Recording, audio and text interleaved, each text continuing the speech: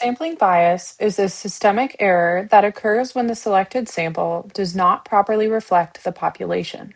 This can result in inaccurate conclusions being drawn from the study. Ideally, all members of the population should have an equal chance of being selected. However, sampling bias is a flaw in the sampling technique or execution that results in certain individuals being less likely to be selected than others.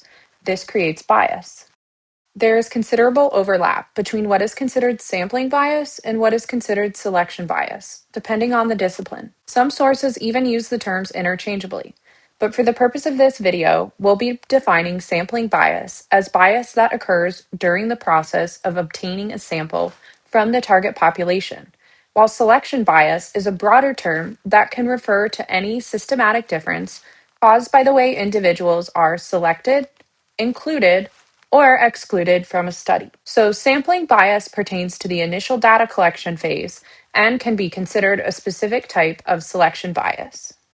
Voluntary response bias occurs when members of the population volunteer themselves to be a part of a study. This typically leads to individuals with very strong opinions being overrepresented in the sample. This occurs because individuals who have had a very positive or very negative experience with the subject of the poll or survey taking place are more motivated to take the time to participate than those with a more neutral opinion. For example, customers that had a poor experience at a restaurant are more likely to fill out a survey regarding their satisfaction than someone who had a more balanced experience. Undercoverage bias occurs when certain subgroups within a population are underrepresented in the sample. This is caused by sampling techniques that restrict the participation of some individuals. Even if sampling is completely random, undercoverage can still occur if a subgroup in the population has no chance of being selected for the study. For example, when surveys are conducted online only, they fail to include individuals without internet access.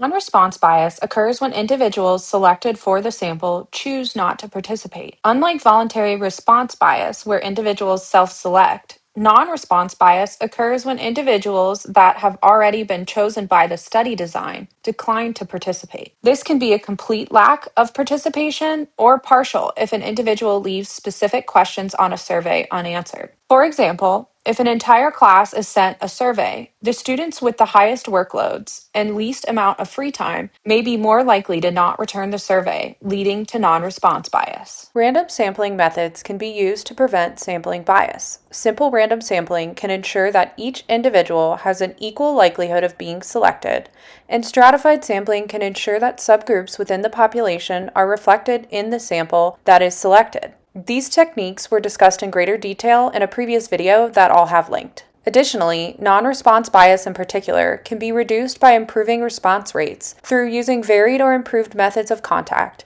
increasing participant access, offering incentives for participation, and following up with individuals who don't respond. If certain subgroups of the population are identified as being difficult to get adequate responses from, oversampling in these groups or using statistical techniques like weighting can help ensure a more balanced sample. To summarize, here's a table showing the 3 types of sampling bias we've discussed and how they differ. Feel free to take a screenshot to save for later review. And as always, all notes from this video will be linked in the description for your reference. All right, let's test what you've learned. There's a quiz available for you to take down in the description. For each scenario described, identify what type of sampling bias is taking place.